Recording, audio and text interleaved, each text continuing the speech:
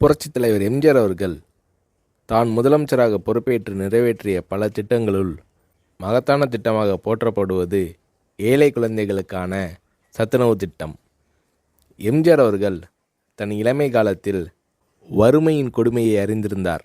எனவே தான் முதலமைச்சரான பின் பள்ளி குழந்தைகளின் ஆரோக்கியத்தை பற்றி எம்ஜிஆர் அவர்கள் பெரிதும் அக்கறை காட்டினார்.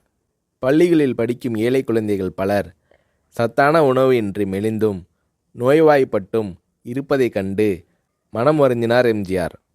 ஏற்கனவே தமிழக பள்ளிகளில் பெருந்தலைவர் காமராஜர் ஆட்சி காலத்தில் தொடங்கப்பட்ட மதிய உணவு திட்டம் நடைபெற்று கொண்டிருந்தது. எம்ஜிஆர் அத்திட்டத்தை 1/7/1982 அன்று சத்துணவு திட்டம் என்ற பெயரில் பயனுள்ள திட்டமாக மாற்றினார். எம்ஜிஆர் அவர்கள் சத்துணவு திட்டத்திற்காக 100 கோடி ரூபாயை ஒதுக்கீடு செய்தார். முட்டை, காய்கறிகள் அதிகம் கலந்த சத்துள்ள உணவு 5 முதல் 14 வயது வரை உள்ள குழந்தைகளுக்கு வழங்கப்பட வேண்டும் என்பதே சத்துணவு திட்டத்தின் குறிக்கோளாகும். இந்திய பொருளாதார முன்னேற்றம், தொழில் முன்னேற்றம் என்பதை விட இன்றைய குழந்தைகளின் பசியும் ஆரோக்கியமும் அவசியம் என்பதை உணர்ந்தே சத்துணவு திட்டத்தை நான் அறிமுகப்படுத்தினேன் என்று சத்துணவு திட்டம் பற்றி எளிமையாக விளக்கமளித்தார் எம்ஜிஆர்.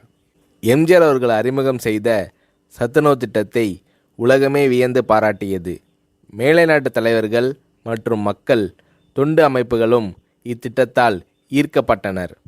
ஏழை குழந்தைகளின் ஆரோக்கியத்தை பற்றி அக்கறை கொண்ட தலைவர் தமிழக முதல்வர் எம்ஜிஆர் தான் என்று மேலை நாடுகள் எல்லாம் எம்ஜிஆர் அவர்களை போற்றி பாராட்டின.